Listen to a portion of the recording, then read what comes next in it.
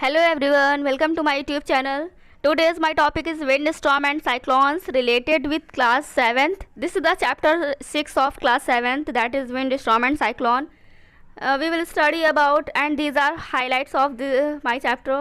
That is, number first is properties of air, wind generation, thunderstorm and cyclones, destruction caused by cyclones, and the last highlight is effective safety measures to be taken during cyclones. ठीक है, means क्या है, हमें कौन कौन सी safety करनी चाहिए cyclones के थ्रू. अब साइक्लॉन होता क्या है, जब साइक्लॉन आ जाए तो साइक्लॉन होता क्या, वो हम सारा ही डिटेलिंग इस चैप्टर में पढ़ने वाले हैं. चलिए स्टार्ट करते हैं आज के चैप्टर. Let's start.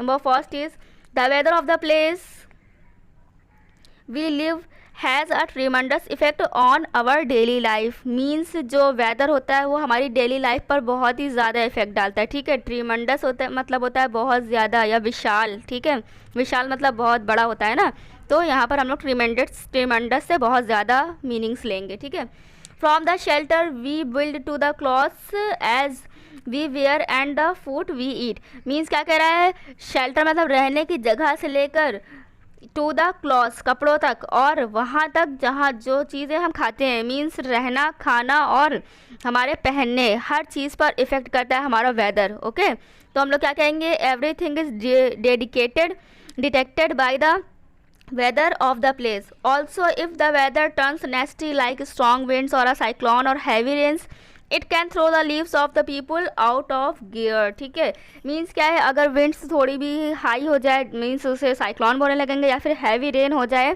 तो ये सारी चीज़ें क्या करेंगी, हमारी डेली लाइफ पर बहुत ही ज़्यादा इफेक्ट करेंगे और हमारी लाइफ को आउट ऑफ गियर कर देंगे. आउट ऑफ गियर मतलब जिस तरह से हमारी डेली लाइफ चल रही थी वो वैसी नहीं रहेगी अब नॉर्मल. ठीक है, these natural calamities effects everything including agriculture, communications, transport and electric supply. Means क्या है, अगर ये सब चीज़ें नॉर्मल नहीं रहेंगी तो क्या होता है, एग्रीकल्चर मीन्स क्या है, जो हमारी खेती किसानी होती है वो सभी बेकार हो जाती है ना, फसल वगैरह जो हमारी क्रॉप्स होती हैं वो डिस्ट्रॉय हो जाती हैं. कम्युनिकेशन स्किल हमारी, मीन्स जो हमारे नेटवर्क वगैरह हो तो वो भी चला जाता है.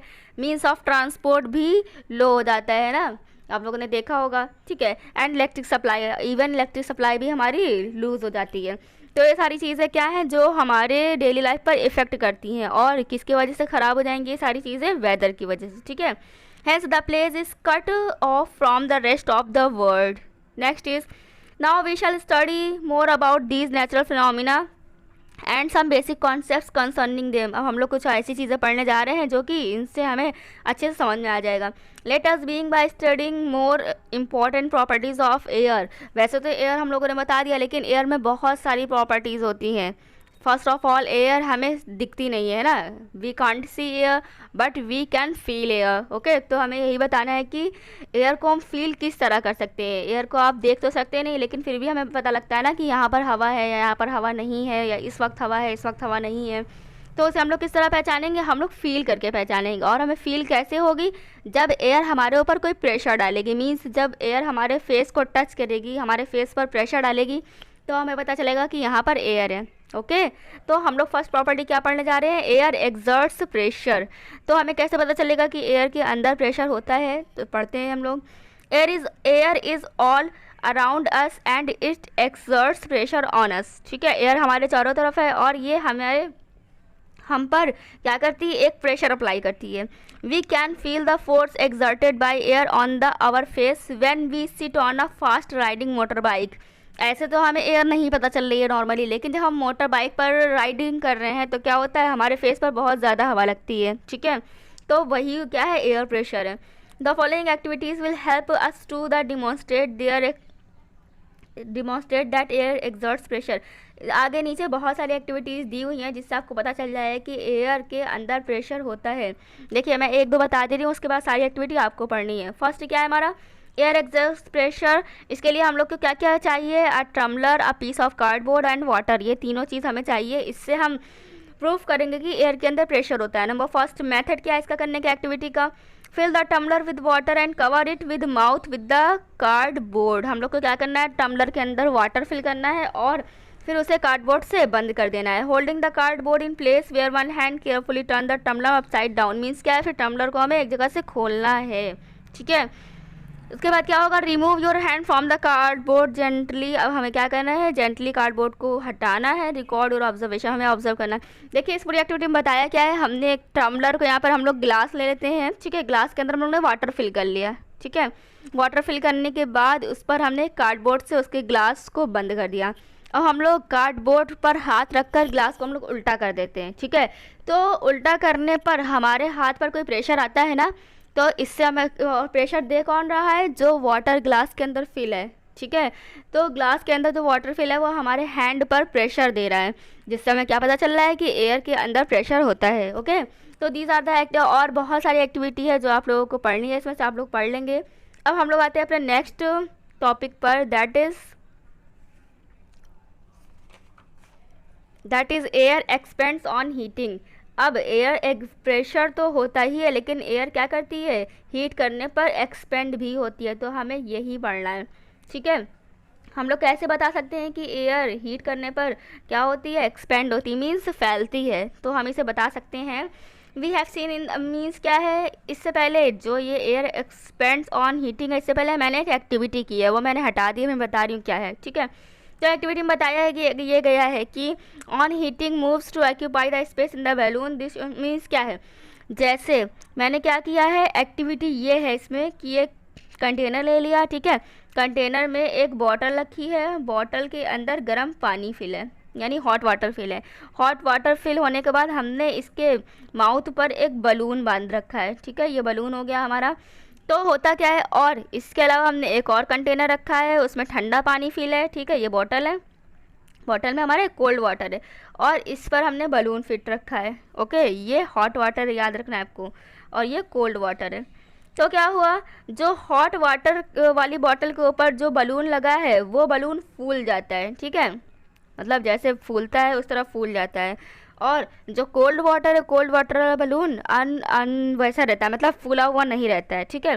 तो इससे हमें पता चल रहा है कि जब भी हम एयर को गर्म करेंगे, ठीक है, मीन्स क्योंकि यहाँ पर एयर वाटर है, जो एयर है हमारी गर्म है, तो गर्म एयर जब भी होगी तो वो एक्सपेंड करेगी, एक्सपेंड कर रही है जब भी तो हमारा जो बलून है फूल जा रहा है ना। और यहाँ पर एयर हमारी ठंडी है, तो ठंडी एयर में बलून हमारा नहीं फूल रहा है, ठीक है।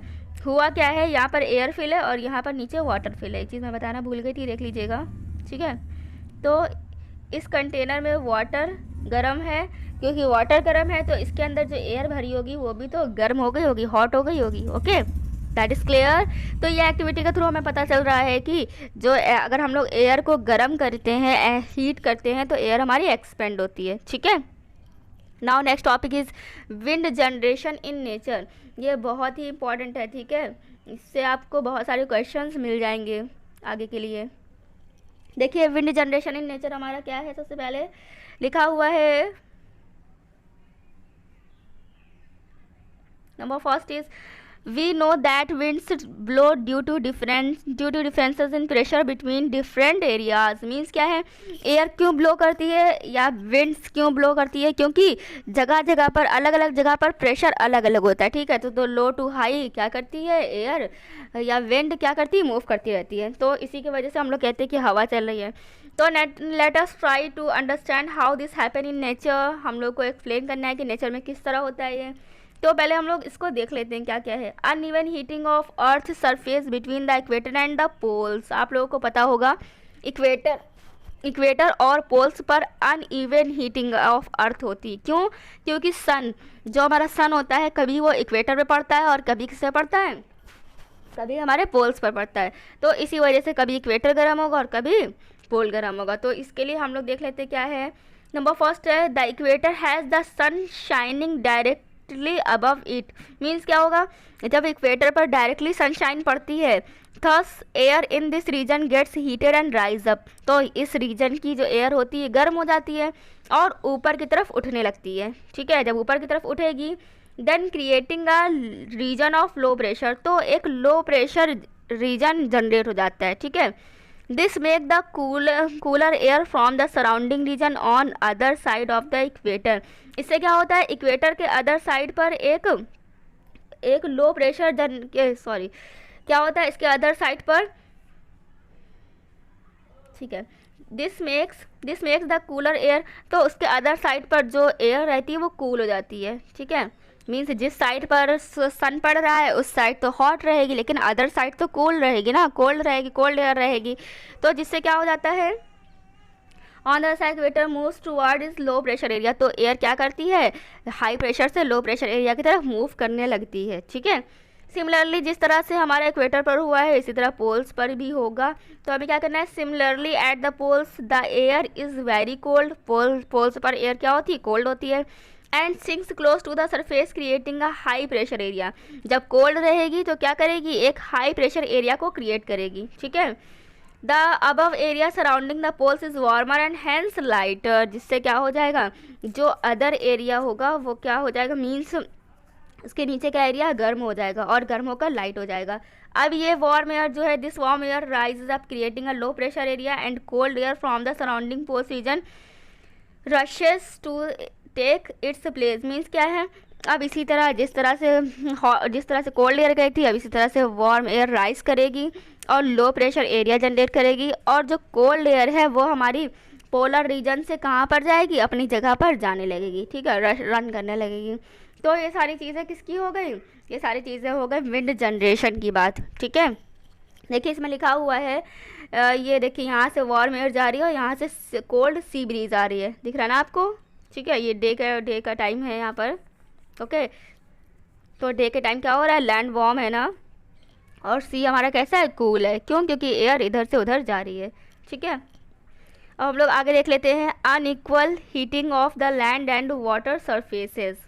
तो अब हमारा इसमें क्या बताया गया है, देखिए नंबर फर्स्ट है हमारा, पहले हेडिंग देख लेते हैं, unequal heating of land and water surfaces. Then we know that land absorb heat better than water, ये सब हमें बताना है, लैंड क्या करता है, वाटर हीट ज़्यादा एब्जॉर्ब करता है in comparison of water. So that during the day when the sun is shining the land gets hotter than water, इसीलिए क्या होता है, दिन के समय जब सूरज होता है तो क्या होता है, जो ज़मीन होती है हमारी, लैंड होती है, वो ज़्यादा गर्म होती है, और हमारा जो वाटर एरिया होता है वो कम गर्म होता है। This make the air close to the land surface warmer, जिससे क्या हो जाता है, लैंड सरफेस पर जितने भी एयर वाला एरिया होगा वो कैसा हो जाएगा, गर्म हो जाएगा। ये सारी चीज़ें दी हुई हैं इसमें हम लोग को मेन पढ़ना है एयर ब्रीज हम लोगों का ये है, आप इसे पढ़ लीजिएगा। नहीं समझ में आए तो आप कमेंट सेक्शन में कमेंट करेंगे और मैं सभी का आंसर दूंगी, ठीक है। नाइट के समय क्या होगा, at night the land cools faster than water in the sea, night के समय हम लोगों को पता ही है जो लैंड होती है वो कूल हो जाती है, ठीक है। क्यों कूल हो जाती है, क्योंकि सन ऑलरेडी जा चुका होता है। So the air above the sea is warmer than the air over the land surface, means क्या है, जो सी वाली एयर है वो क्या हो जाएगी, वार्मर हो जाएगी in comparison to land. The warmer air over the sea being lighter and rises up, क्या हो जाएगा, सी के पास जो भी एयर है वो क्या होगी, लाइटर हो जाएगी और उठने लगेगी, और जब ऊपर उठेगी तो लो प्रेशर एरिया क्रिएट हो जाएगा अबव द वाटर सरफेस, है ना। So the cool air from the land rushes to take its place, this is referred as land breeze बहुत इंपॉर्टेंट है, ठीक है। इसी को हम लोग क्या कहते हैं, लैंड ब्रीज कहते हैं। कुछ भी नहीं है इसमें, सिर्फ हमें कोल्ड एरिया से लो एरिया में, लो एरिया से कोल्ड एरिया में जाना है, लो प्रेशर से हाई प्रेशर से लो प्रेशर में जाना है, ठीक है। इसी चीज़ को हमें अच्छे से समझना है, ठीक। My next topic is thunder storm, this is the highlight of our chapter thunder storm. What is thunder storm, you can see here diagram, it is a simple diagram, okay. So we will turn to topic thunderstorm. Number first is thunderstorm develops when the air has a lots of moisture that could result in the formation of clouds. thunderstorm कब होता है, जब air में बहुत ज़्यादा moisture हो गया हो, ठीक है, नमी हो गई हो। That could result in the formation of clouds, जो कि जिसकी वजह से क्या होता है, क्लाउड्स बनने लगते हैं, क्लाउड्स का फॉर्मेशन होने लगता है। Thunder storm is more likely to occur when the air is warm, thunder storm कब ज़्यादा पाया जाता है, ये इसकी संभावना तब ज़्यादा होती है जब एयर हमारी कैसी हो, वार्म, गर्म हो, ठीक है। The warm air tends to the rise up, warm air होगी तो ऊपर उठती है, ठीक है। If the rising of the air is rapid, अगर एयर मतलब जो एयर राइज कर रही है वो जल्दी हो, मतलब रैपिडली हो, तो it tends to be unstable and probably of a thunder storm occurring increases. देखिए जब ज़्यादा तेज़ हवा चलती है उसी को तो हम लोग थंडर स्टॉर्म, उसी को हम लोग स्टॉर्म कहते हैं ना। तो क्या होगा, जब एयर जल्दी जल्दी राइज करेगी तो बहुत सारी एयर हो जाएगी और मिलकर क्या बनाएगी, स्टॉर्म बनाएगी। और फिर उसी में ठंडा लाइटनिंग ये सब होने लगती है, तो उसी को हम लोग क्या कहते हैं, थंडर स्टॉर्म कहते हैं। ठीक है, देखिए इसमें लिखा हुआ है thunder storm, thunderstorm accompanied by the lightning can thunderstorm accompanied by the lightning can cause loss of life and materials। thunderstorm क्या क्या कर सकता है, लाइफ और मटेरियल दोनों को ही डिस्ट्रॉय कर सकता है। One should take the following precautions in such a situation. अगर ऐसी सिचुएशन आ जाए तो हमें क्या प्रिकॉशंस करनी चाहिए, ये देख लेते हैं। नंबर फर्स्ट है हमारा, do not take shelter under isolated tree. हमें एक सिंगल पेड़ के नीचे कभी भी नहीं बैठना चाहिए इस कंडीशन में। नेक्स्ट है हमारा, if in a forest take shelter under a small tree. हमें एक छोटे पेड़ के नीचे क्या करना चाहिए, बैठना चाहिए या शेल्ट करना चाहिए। नेक्स्ट है, do not lie on the ground. हमें ज़मीन पर नहीं बैठना है, लेटना चाहिए। Do not use an umbrella with a metal and. हमें मेटल एंड वाला अम्ब्रेला यूज़ नहीं करना है ऐसे टाइम पे। क्यों, क्योंकि ठंडर भी है, ठीक है, और वो क्या होती है, इलेक्ट्रिसिटी है एक तरह की। नेक्स्ट है, do not take shelter in metal sheds and garage. हमें मेटल के किसी भी शेड के नीचे नहीं ठहरना है, ना ही गैराज के अंदर। ठीक है, do not sit near a window. Window के पास नहीं बैठना है। नेक्स्ट लिखा है, if in water go out and take shelter in a building. अगर आप ऐसे समय में किसी पानी के अंदर या स्विमिंग कर रहे हैं तो आपको क्या करना है, उससे बाहर आकर एक बिल्डिंग में शेल्टर करना है, शेल्टर लेना है। इफ़ इन अ कार और bus roll up the windows and stay there. अगर आप किसी कार या बस में हैं तो उसकी विंडो को रोल अप कर लीजिए। ठीक है, ये चैप्टर यहीं तक था। अब इस नेक्स्ट वीडियो में हम इसके आगे की चीज़ें पढ़ेंगे, like tornado, safety measure to be taken by the government. ये सब मीन्स टॉर्नेडो के लिए क्या क्या गवर्नमेंट ने सेफ्टी की है, और भी बहुत सारी चीज़ें हैं जो कि हम लोग इसके नेक्स्ट पार्ट में पढ़ेंगे, जो कि नेक्स्ट पार्ट सेकेंड होगा हमारा। If you have any problem in this topic you can ask by comment or by message. Okay, thank you.